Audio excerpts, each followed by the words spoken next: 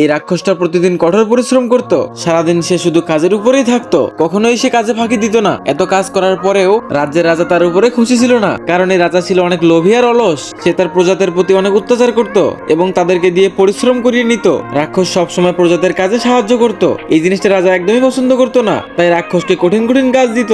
রাক্ষস যখনই সময় পেত তখন একটা করে গাছ লাগাতো। অন্যদিকে এই রাজা প্রতিদিন বেশি বেশি করে গাছ কাটতো। রাক্ষস গাছ কাটা একদমই পছন্দ করতো না, যার কারণে রাক্ষস রাজাকে গাছ কাটতে বাধা দেয়, যার কারণে রাজা অনেক বেশি রাগ করে এবং রাক্ষসের উপরে আক্রমণ চালায়। রাক্ষস মন খারাপ করে রাজ্য থেকে চলে যায়। গাছ কাটতে কাটতে একটা সময় সব গাছ শেষ হয়ে যায়। রাজার রাজ্য মরুভূমিতে পরিণত হয়। সব প্রজারা অন্য রাজ্যে চলে যায়। তখন রাজা নিজের ভুল বুঝতে পারে এবং রাক্ষসকে খোঁজার অনেক চেষ্টা করে। অনেক চেষ্টার পর খুঁজতে খুঁজতে সে রাক্ষসকে পেয়ে যায়। রাজার এমন অবস্থা হয়ে যায়, রাক্ষস তাকে দেখে চিনতেই পারে না। তখন রাজা তার মুকুটটি বের করে দেখায়। তখন রাক্ষস রাজাকে চিনতে পারে। রাক্ষস দেখতে পায় রাজা একদম বদলে গেছে, যার কারণে সে আবার রাজ্যে ফিরে যায় এবং দুজনের রাজ্যে ফিরে গিয়ে গাছ লাগানো শুরু করে।